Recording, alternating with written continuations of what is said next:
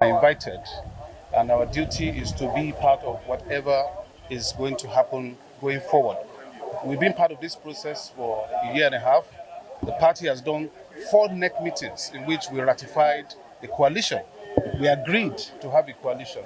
The party has always been a party that says handshake is its philosophy. It's the ADC DNA.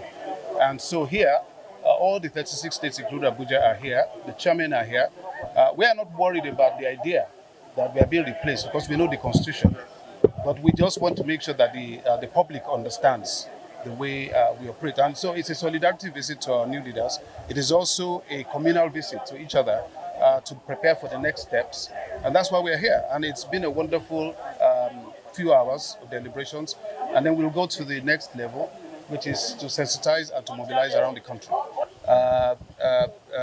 One of the leaders of APC also came and collected his card. Next week, Labour Party and Obedience are coming to collect their membership. In fact, they are having a conference tomorrow. A group is meeting just to declare that they are coming to Lagos. You know, Lagos has the largest voter register and the biggest population in Nigeria. And yes, it is the base of APC. That is why we are going into that battle with strategy, with wisdom, and with collective desire to get Nigeria to move from where it is to where it ought to be. That's what we represent in this coalition. We're ADC in Lagos. We came to a conclusion that we challenged the idea of having 57 LCDs where the Constitution recognizes 20. So we did not bother going into that, therefore legitimizing what one of the things we are struggling against. So I can understand that for you it may not make a lot of sense, but once you are challenging an act of government, then you cannot participate at the same time. Nonetheless, we have never stopped any single candidate who wants to go ahead. So we know that there are 1 or 2 candidates in some local governments where they have key strengths, and we told them go ahead. But as a party, we are not endorsing what we may later challenge in court if we think it doesn't follow the Constitution of the Federal Republic of Nigeria. Now, about INEC's operations, INEC is going to conduct some by-elections. Are you satisfied with how INEC has conducted itself, and why did it take INEC so long to conduct these by-elections to fill vacant seats?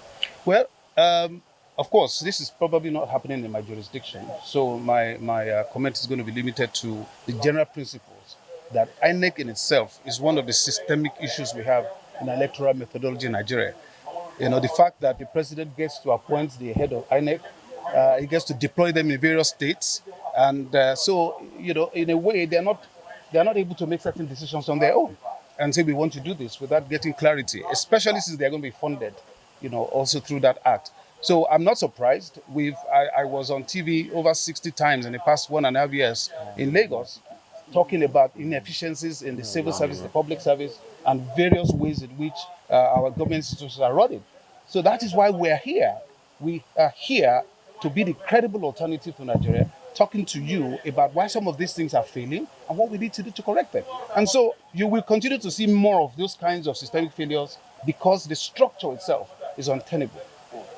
Sir, can you tell us your name again? George Ashiru, Chairman, Lagos State ADC.